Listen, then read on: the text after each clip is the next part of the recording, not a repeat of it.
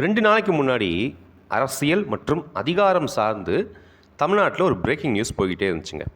அதாவது தமிழ்நாடு சட்டமன்றத்தில் state லெஜிஸ்லேச்சரில் pass பண்ண பில் எதையுமே நம்ம கவர்னர் அப்ரூவ் பண்ண மாட்டேங்கிறாரு, இல்லை அதை பிரசிடெண்ட்டை கொடுத்து அந்த பிரசிடெண்ட் அப்ரூவ் ஆக மாட்டேங்குது அப்படிங்கிற மாதிரி ஒரு பிரச்சனை போய்கிட்டே இருந்துச்சு.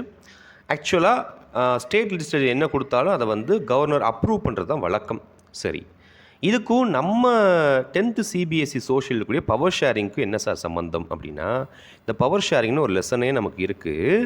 இதில் பாருங்களேன், லெஜிஸ்லேட்டிவ், எக்ஸிக்யூட்டிவ், ஜுடிஷியரி. இப்போ இந்த நியூஸ் அப்படியே இதுக்குள்ளே பார்க்கலாம். இந்த லெஜிஸ்லேட்டிவ் இது பார்லிமெண்ட் ஹவுஸாகவும் இருக்கலாம், இல்லை நம்ம தமிழ்நாடு, அதாவது ஒவ்வொரு சட்டமன்றங்கள், ஒவ்வொரு மாநிலத்துக்கு இருக்கக்கூடிய சட்டமன்றங்களாகவும் இருக்கலாம். ஃபார் எக்ஸாம்பிள் எம்எல்ஏ அப்படிங்கிற பேருக்கே பாருங்களேன், மெம்பர் ஆஃப் லெஜிஸ்லேட்டிவ் அசம்பிளி. இந்த லெஜிஸ்லேஷன் இவர் தான், தெரிஞ்சுக்கோங்க. ரைட். இப்போ இங்கே தான் நம்ம பாராளுமன்ற உறுப்பினர்களோ இல்லை நம்ம தமிழ்நாட்டினுடைய சட்டமன்றத்திலேயோ உட்காந்து நம்மளோட எம்எல்ஏஸ் ஒரு எல்லாரும் பேசி ஒரு டிஸ்கஸ் பண்ணி ஒரு பில்லை பாஸ் பண்ணுறாங்க. இதை நம்ம கவர்னர்கிட்ட போகுது.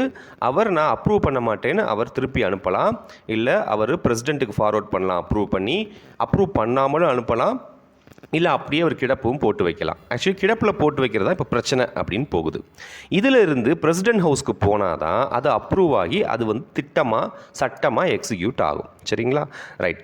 இதை எதையுமே செய்யலை அப்படின்னு தமிழ்நாடு கவர்மெண்ட் எங்கே போகிறாங்கன்னா சுப்ரீம் கோர்ட், இங்கே பாருங்களேன், ஜுடிஷியரி அங்கே போகிறாங்க.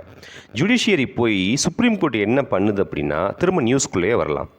உச்சநீதிமன்றத்திற்கு சிறப்பு அதிகாரங்கள் வழங்கும் சட்டப்பிரிவு, தட் இஸ் ஆர்டிகிள் 142 நம்ம இந்தியன் கான்ஸ்டியூஷனில் இருக்குது. அதன்படி உச்சநீதிமன்றம் அதிரடி அறிவிப்பு அப்படின்னு சொல்லிட்டு அவங்க என்ன பண்ணுறாங்க, இந்த 10 மசோதாவுக்கு நாங்களே ஒப்புதல் தரோம் அப்படின்னு சொல்லிடுறாங்க. பாருங்களேன், இந்த நியூஸுக்கும் நம்ம படிக்கிற இந்த விஷயத்துக்கும் அப்படியே பொருந்தி போகுது. இதை பாருங்களேன், இந்த குவெஸ்டினை ரிப்பீட்டடாக நம்ம சிபிஎஸ்சி கேட்டுக்கிட்டே இருக்காங்க. எத்தனை வருஷமாக கேட்டுகிட்டே இருக்காங்கன்னு பாருங்கள். நம்ம கைட்லேயே இந்த பார்ட் அப்படியே கொடுத்துருப்பாங்க. லெஜிஸ்லேச்சர், அதாவது சட்டமன்றங்கள், பாராளுமன்றங்கள், எக்ஸிக்யூட்டிவ்னா கவர்மெண்ட் அதை எக்ஸிக்யூட் பண்ணுறாங்க இல்லையா, அதுக்கு பேர் எக்ஸிக்யூட்டிவ். ஜுடிஷியரி அப்படிங்கிறது நீதிமன்றம். சரிங்களா? ஸோ நம்ம என்னெல்லாம் நியூஸில் பார்க்குறோமோ நான் சொல்கிற மாதிரி திரும்ப அது எல்லாமே நம்ம புக்ஸில் இருக்குது. புரிஞ்சு படிப்போம். அதுதான் என்றைக்குமே நல்லது. நன்றி.